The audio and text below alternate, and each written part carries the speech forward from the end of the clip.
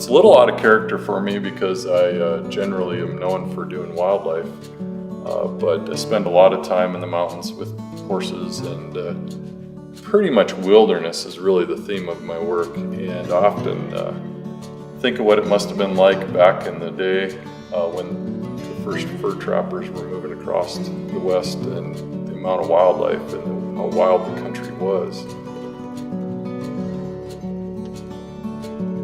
I'm Tim Shinabarger, and I'm working on a large one-man show for the Legacy Gallery in Jackson Hole, Wyoming. It'll be held this September, and this is one of my pieces, kind of one of the featured pieces of the show.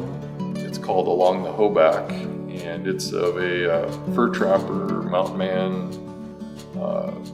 a frontier character from about the 1830s.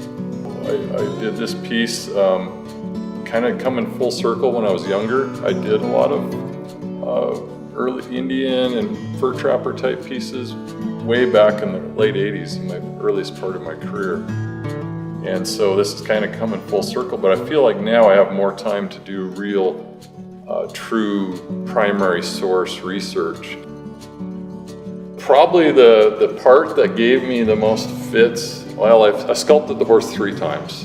So there's 3 different versions. That's the thing, you never really see a lot of the labor that goes into a piece. Hopefully, you can take something very hard and make it look easy. And I did 3 different horses. Sometimes he was more animated, legs up, trying to, had him pulling him back. So that gave me some fits. The mule actually just came right to me. But then the snag and the rock, of course, all that work in that real organic, where you're really trying to take something organic and make a nice design, not make it look contrived, but yet there's no real science. You can't go out and say, well, this is exactly the rock I'm going to do. That's exactly the snag. You're taking, something like this, you're really taking lots and lots of information and constructing the piece. And that's what the real challenge is. It'd be fun if you could hire a model, the horse, the mule, find the setting, set it all up, and just sculpt it right from life. But that's just impossible with a piece like this.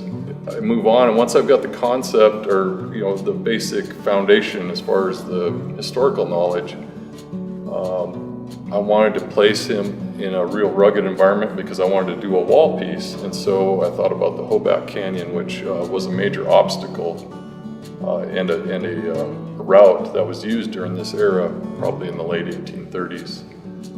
And so it's called Along the Hoback. And from there, basically you start moving into, okay, how do I make that into that idea, that concept, into a piece of art? And so I start working out the placement of each of the elements. And basically we have the man and the horse, the mule, and then the snag tree, and then of course the base that they're on. And so I start working out all those proportions, all the locations, and I'm also thinking about how to lead the eye through the piece, repeat shapes, repeat lines, thinking about the play of light, creating interesting patterns of light and shadow. Every single thing is thought out.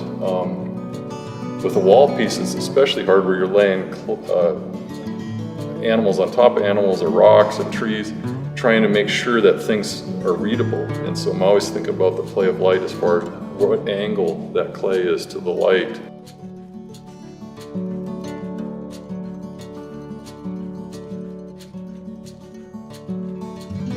You think like a John Singer Sargent painting, where he'll create the illusion of silk in a dress compared to the human skin. That's with paint.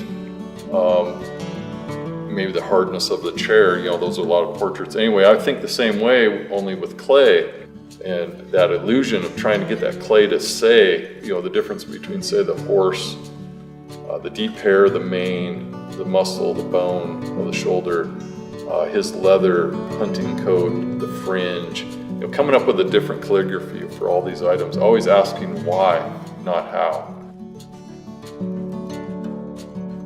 And so in that way, your style just naturally evolves. I often think of it like my signature. I don't think of how am I going to make the curve and the S. It's just that I need to make an S, and this is how I do it. And and so an artist's style just has a natural evolution and a natural way of happening. You don't really think about it. It comes naturally. And to me, there's just that, it takes you to that time when, for me, wildlife is first and foremost, but I would love to have seen the wildlife at that time. To imagine those guys would, just see thousands of buffalo at a time, and elk and deer and antelope and sheep and grizzly bears everywhere. And, places where we now drive along the highway and it's all domesticated essentially. I see myself doing a few more human figure type pieces in the future. Although wildlife will always be my first and foremost love. So.